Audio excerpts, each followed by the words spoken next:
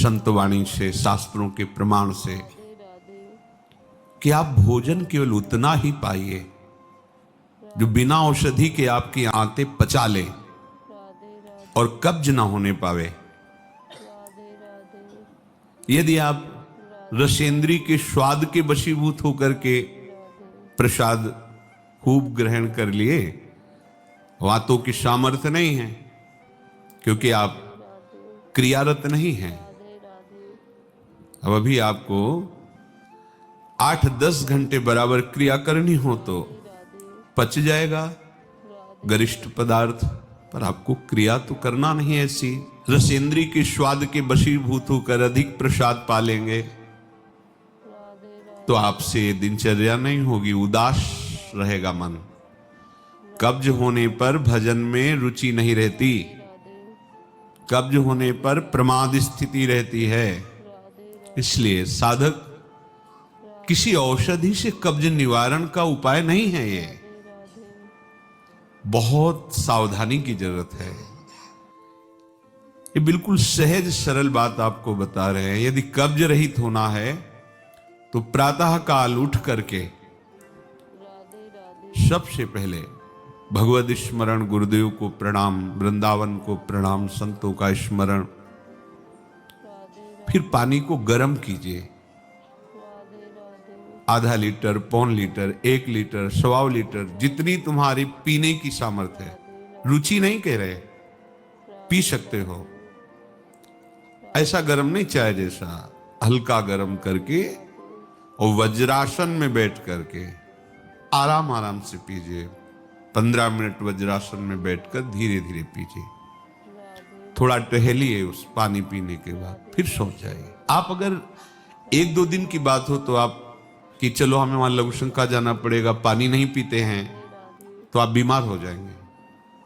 आंतों को जरूरत है मल रहित होने की, नहीं वो इतनी हीट पैदा करेंगे कि आपके गुदाद्वार में रोग हो जाएगा, आपको गैस बनने लगेगी, एसिडिटी, आपको कई परेशानियां आ जाएंगी। फिर आप भजन क्या करेंगे, सत्संग क्या सुनेंगे? साधु की, उपासक की, साधक की एक दिनचर्या होती है। ऐसा नहीं होता कि मनमानी आचरण। आपकी दिनचर्या सही नहीं तो आपका भजन कहां से सही होगा? आपका जब पेट साफ रहेगा तो आप आराम से प्रसन्न मुद्रा में भजन कर सकते हैं। आपकी आंतों की सामर्थ्य ये समोसा, चटनी और ये मूंग का हलवा, ये विविध प्रकार के पदार्थ पचाने की नहीं है। ये उनकी है जो बहुत मेहनत करते हैं, किसान हैं, सेवा कार्यरत हैं।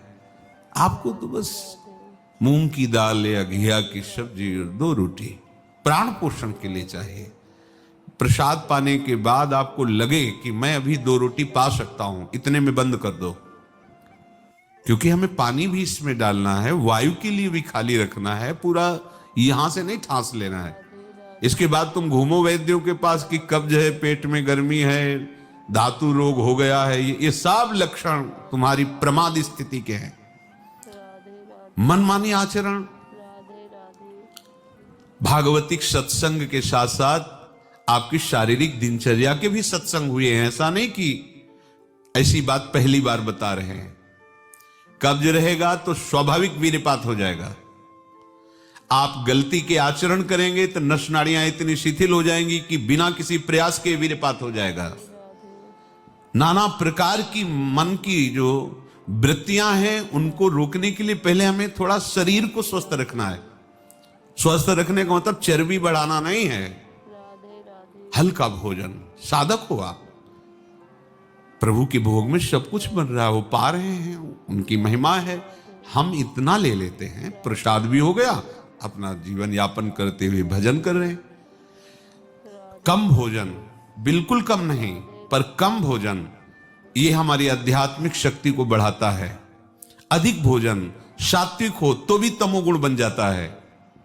दूध सात्विक है, आप थोड़ा लेंगे सतोगुण प्रकट करेगा, और आप अधिक मात्रा में ले लेंगे, वही सतोगुण बढ़ाने वाला तमोगुण बढ़ा देगा, प्रमाद स्थिति ला देगा।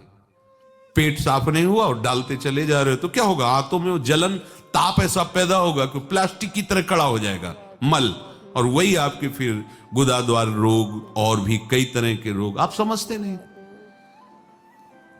अरे भजन करने के लिए हमें जो अध्यात्म में चलना है, हमारी ये शरीर रूपी गाड़ी स्वस्थ होनी चाहिए। प्रारब्ध वशात अचानक कोई भयानक रोग आता है, वो हमें प्रभु सामर्थ्य देते हैं, नाम भगवान सामर्थ्य देते हैं हम जिनका जप कर रहे हैं। लेकिन हम प्रमाद स्थिति में, तुम इनको पदार्थों को अच्छा समझते हो क्या? प्राण पोषण के लिए केवल जरूरत है, और ऐसा मत समझे कि अच्छे पदार्थ खा, काहे को तुम मन की चक्कर में फंस रहे हो। संयम से चलो। पेट नहीं साफ हुआ, भोजन नहीं पाना मत। खीरा ले लिया, मूली ले ली, काम चला ले। एक बार दोपहर में पा ले 2 खीरा 2 मूली, बस प्राण पोषण के लिए हो गया। अपने आप साफ हो जाएगा। सुबह जब पानी पियोगे एकदम साफ हो जाएगा। नहीं, भजन कहाँ है? कहाँ है वो वृत्ति जिससे हमें श्यामा श्याम के सुख वाला बनना है? बस यही दुख में घूमते रहो। फिर शाम के बना, दोपहर के बना, सुबह बना, फिर भी तृप्ति नहीं होगी। मान लो मेरी बात, ये माया की चाल है। साधु अपने शरीर पर शासन करता है, इंद्रियों पर शासन करता है। शरीर को जितनी आवश्यकता बस उतना कठोर बनो। इस बात के लिए, अपने लिए कठोर बनो, दूसरे की पवाने के लिए नहीं। दूसरा तो भगवत स्वरूप मान। अपने लिए हर साधक अपने लिए शासन रखे। पहले से देख लो, एक दिन पाके देख लो, मेरा 4 रोटी से काम चल जाएगा, बाल भोग की जरूरत नहीं। मत पाओ। जब आपका पेट साफ नहीं तो बाल भोग रुकेगा नहीं, राजभोग रुकेगा नहीं, क्योंकि बर्बाद ना हो जाए ना, वो शयन भोग रुकेगा नहीं। और वो फूलता चला जा रहा है, क्रम से मल की परत पे परत जमती चली जा रही। आप इनको समझिए। अभी आप परमार्थ के मार्ग में चले हो, आपको बहुत जरूरी शरीर को हल्का और स्वस्थ रखना, नहीं आपसे भजन नहीं हो पाएगा। ये एक दिन का विषय नहीं कि आप सत्संग में आके बैठ गए हो गया। आपको नित्य सत्संग करना है, आपको नित्य वाणी पाठ करना है, आपको नित्य भजन करना है। आपकी दिनचर्या, आपका खान पान बिल्कुल संयमित होना चाहिए। देखो, यदि आप गंदी बातें करोगे, गंदी हरकतें करोगे, तो विश्व में कोई ऐसा वैद्य नहीं कि आपको ब्रह्मचारी दवा से बना दे। मान लीजिए, हमारी प्रार्थना मान लीजिए, यदि आपने अंगों को छेड़ा नहीं है तो लिख लो, आपका ब्रह्मचर्य क्षीण नहीं हो सकता। मानसिक चिंतन गंदा, प्रक्रियाएं आपकी गंदी, खान पान आपका ठीक नहीं, मानसिक चिंतन गंदा, प्रक्रियाएं आपकी गंदी, खान पान आपका ठीक नहीं, तो एक रोक के आप देखते जाना, आपको भजन में रुचि क्या, शरीर को नहीं संभाल पाओगे। मान जाओ मेरी बात। 24 घंटे में प्राण पोषण के लिए 2-4 रोटी काफी है। अरे संतों ने तो कई कई दिन भोजन नहीं मिला है, भजन एक तार चला है। आप भजन के लिए आए हो, भोजन बट वो क्या भाई, भोजन के लिए थोड़ी आप आए हो, भजन के लिए। सृष्टि में किसी भी पदार्थ की कमी नहीं, माया रचित है, वो ऐसे बढ़ते चले जाएंगे। अपने को एक सीमा रखनी खान पान की। एक नए साधक को देखा कि भोजन पाने के समय एक रस्सी में गांठ बांधे हुए थे, इधर और इधर, और जब उसी गांठ से गांठ ऐसे फिट करके बांध लिया भोजन पाने के पहले, बस जहां पाए तो रस्सी टाइट, जहां रस्सी टाइट हुई तो बस छोड़ दिया, भोजन में ही छोड़ दिया ऐसे। फिर कोई कितना भी प्रयास करो नहीं पाते थे। ये बाहर है, आंतरिक जितेंद्रियता की बात नहीं, इसकी जरूरत नहीं रस्सी की पेट में बांधने की, पर अच्छा लगा। प्रारंभिक स्थिति में ठीक है कि हाँ जहां टाइट होगा तुम खोल, मतलब बंद कर देंगे, तो उससे पहले ही देख लो कि हमें इतना पाना। ये जहर है और ये जीवन है, दोनों बात समझो। अधिक पौष्टिक पदार्थ आपको ब्रह्मचर्य नहीं रहने देगा। अधिक पौष्टिक पदार्थ आपकी आंतें खराब हो जाएंगी, पच नहीं पाएगा, क्योंकि आपसे सेवा नहीं होती।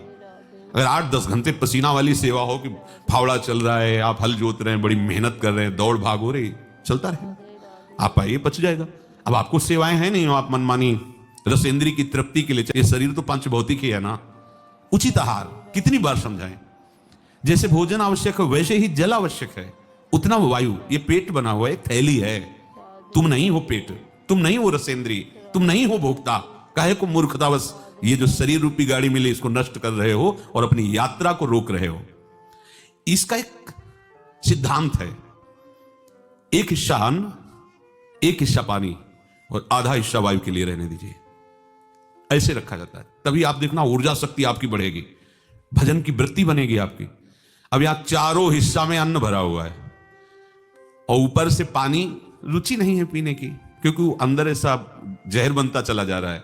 जल जब जाता है तो लघुशंका के द्वारा बहुत से ऐसे पदार्थ है जो हमारे शरीर को हानि करने वाले, उनको निकालता है जल।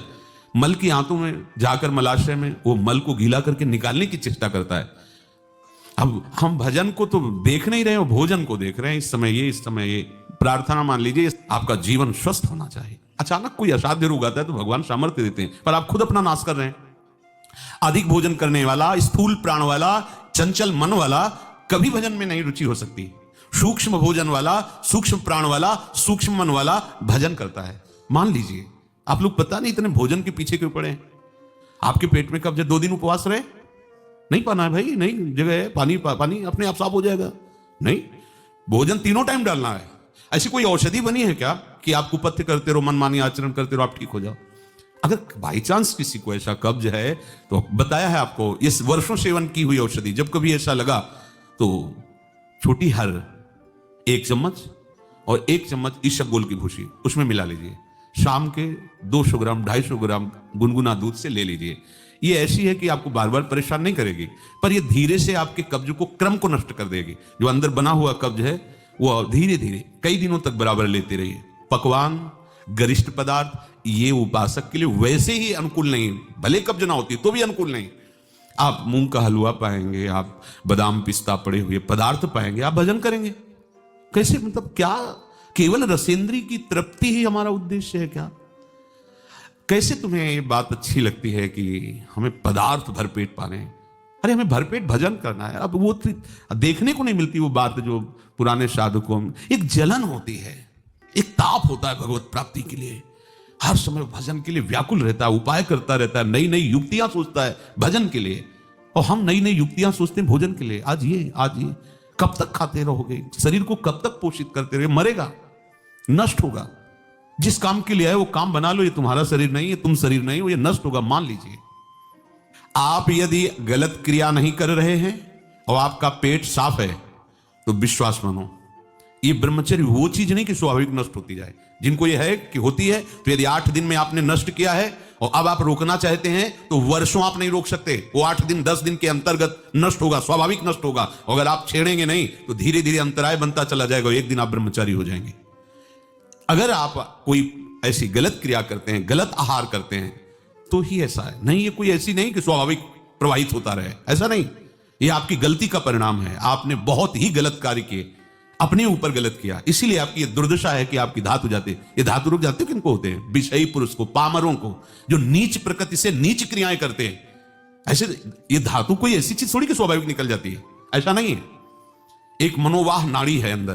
भीष्म पितामह जी परम ब्रह्मचारी हैं, वो वर्णन करते हैं। अगर उसको ताप नहीं पहुंचा मनोवाह नाड़ी को तो वीरपात हो ही नहीं सकता। ये तभी पात होता है जब उसका ताप की 2 प्रक्रियाएं, पहला चिंतन, दूसरी क्रिया। अगर आपने कामाशक्त होकर चिंतन किया तो कामाग्नि मनोवाह नाड़ी को ताप से युक्त कर देगी।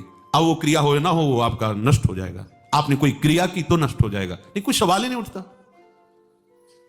ये नई नई अवस्था के बच्चे धातु रोग से ग्रसित हो रहे हैं, कमर दर्द कर रही है, आंखों में कम दिखने लगा है, ये परेशानियां वो परेशानियां। इसका कारण आप हैं। आप देखिए ना, इस विषय पर कोई चर्चा नहीं करना चाहता, ना सुनना चाहता। केवल पशुवत आचरण के लिए छूट मिल जाए बस। सावधान रहिए, ये जीवन खिलवाड़ नहीं, चाहे आप गृहस्थ हो चाहे विरक्त हो। ये जो ब्रह्मचर्य है ये आपको अच्छा गृहस्थ बनाएगा, ये ब्रह्मचर्य आपको अच्छा उपासक बनाएगा। अगर आप इसको यूं ही छीण करते रहे, चाहे गृहस्थ हो या विरक्त हो, तो आप किसी काम के नहीं रह जाएंगे। ध्यान रखना, किसी काम के नहीं रहे। कुछ दिनों के बाद आपके शरीर में जगह जगह पीड़ाएं होने लगेंगी, चिंतन आपका सामर्थ्यशाली नहीं रह जाएगा, स्मृति शक्ति आपकी लोप होने लगेगी, और जिसे आज की भाषा में डिप्रेशन कहते हैं उसके शिकार हो जाओगे। देख लेना, आप देख लेना, मान लेना। ब्रह्मचर्य ऐसी सामर्थ्यशाली, एक बार श्लोक बोलो कंठस्थ हो जाएगा। अगर शरीर स्वस्थ है, कोई अन्य औषधियां या अन्य इस तरह के विकारात्मक पदार्थ अंदर नहीं जाते, और ब्रह्मचारी तो एक बार बोली बात बोल लो, चाहे जब सुन लेना वो जीवन में सुनाई दे देगी। आपको स्मृति नहीं, प्रभु की स्मृति नहीं, आपको अपनी दिनचर्या की स्मृति नहीं। साधक का दर्शन मात्र सुख प्रदान करता है। कैसा आपका कैसा स्वरूप होता जा रहा है, कैसी आपकी भावना बनती जा रही, कैसी आपकी दिनचर्या होती जा रही, कभी लौट कर देखो ना अपने जीवन में। सबसे प्रार्थना है, केवल प्राण पोषण के लिए ही भोजन है, स्वाद के लिए नहीं है। ये इंद्रियों के विषयों में मत फंसो। कुछ दिन तो आप ऐसा करके देखो। अब ऐसा भी नहीं कि हट करके आप शरीर को नष्ट करने वाला चेष्टा शुरू कर दो, वही आधी रोटी पाएंगे या ऐसा नहीं, तो कई दिन चलेगा। युक्ताहार विहार से उचित भोजन करो। कई बार कहा है, शरीर को यदि कमजोरी महसूस हो रही तो दूध ले लिया, नहीं महसूस हो रही तो हाथ जोड़ दिया। नहीं आवश्यकता नहीं, जब होगी तो ले लेंगे, घर ही तो है ना। आवश्यकता है फल ले लीजिए, नहीं आवश्यकता है नहीं डालेंगे शरीर में। फल क्यों डालें, जरूरत नहीं तो हम क्यों डालें। जितनी आवश्यकता उतना भोजन पाया, नहीं तो राधे श्याम और पाइए आप। हमारा एक बार से काम चल जाता, भोजन से नहीं पाना 3 बार बाल भोग राज भोग, सब क्यों आप इस पे परेशान हो रहे। ऐसी ये दिनचर्या आप लोगों की कोई भी हो ठीक नहीं है। आप भगवदाकार वृत्ति नहीं कर पाएंगे। वृत्तियां तो वही, चाहे शरीर में लगा लो चाहे प्रभु में लगा लो।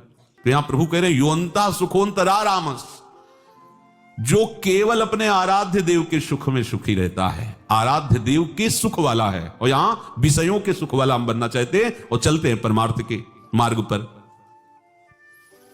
सावधान रहिए, बाह्य विषय दुख योनया हैं, आप देख लीजिए भगवान के वचन हैं, इनसे दुख ही प्रकट होगा। उचित आहार, बहुत संयम चाहिए साधु को, बहुत संयम चाहिए।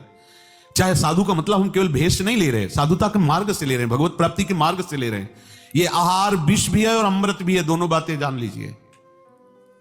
क्षुधा रूपी व्याधि की केवल चिकित्सा भोजन से करनी है। ये विलासिता बंद करो अपनी जबान की। बनने को सृष्टि में सब कुछ है, सब कुछ के भोक्ता हो क्या तुम? ऐसे श्री जी की रसोई में सब कुछ बन रहा है, तुम सबके भोक्ता हो क्या? प्रसाद में वो देखा जो हमारी आते पचा सकती, थोड़ा डालो, रात दिन भजन में रहो। जो अधिक भोजन करने वाला है वो मानसिक निरंतर नाम जप नहीं कर सकता, पक्का नहीं कर सकता। बातें बनाने से नहीं होती, जब मार्ग में चला जाता है तब पता चलता है। अगर आप अभी सावधान नहीं हुए तो आगे चलकर आपका शरीर और गिरेगा अवस्थागत, और भी रोग आ सकते हैं। फिर आप क्या करेंगे? मन प्रभु में नहीं लगा तो फिर आप क्या करेंगे? गया ना जीवन। हमें वर्तमान में अपनी साधना का फल देखना है। आगे भगवत प्राप्ति होगी, प्रेम में डूबेंगे, वो प्रभु जाने। हमें वर्तमान में ये फल देखना है कि मेरा हर समय भजन होता है कि नहीं होता। जो उपासक केवल भगवत सुख में मगन रहता है, हमारा सबसे बड़ा साधन का फल है स्मृति। निरंतर हमारा चिंतन, चेष्टाएं, मनन, कथन, श्रवण मेरे प्रभु का ही होता है कि नहीं। प्रमाद स्थिति वाला कर सकता है। पेट बढ़ता चला जा रहा है, चर्बी शरीर की बढ़ रही, उठने झुकने में परेशानी, भजन करोगे? ये ऐसा क्यों हो रहा है? बिना आहार के हो रहा है क्या? अभी चलो आप ठीक से, अभी सूख जाओगे, अपने आप सही हो जाओगे, तुमको कोई दवा खाने की जरूरत नहीं है। आपका तप बढ़ेगा, आपकी पवित्रता बढ़ेगी, आपका तेज बढ़ेगा, आपका भजन बढ़ेगा। अल्पाहार करो, शांत प्रसन्न रहोगे। देखो ना, जब पेट साफ हो और शरीर स्वस्थ हो, शांत एकदम, मन बुद्धि एकदम सतोगुण में स्थित है, आनंद आ रहा है। 2 रोटी दोपहर के लिए ली, 2 रोटी शाम के लिए ली, खूब भजन करो। बनने को कुछ भी बने, यही तो खास बात है। हर वस्तु उपस्थित है, लेकिन आपको केवल अपने जीवन पोषण के लिए लेना है। यह थोड़ी कि सब कुछ है। यही आपकी जितेंद्रियता की परीक्षा है।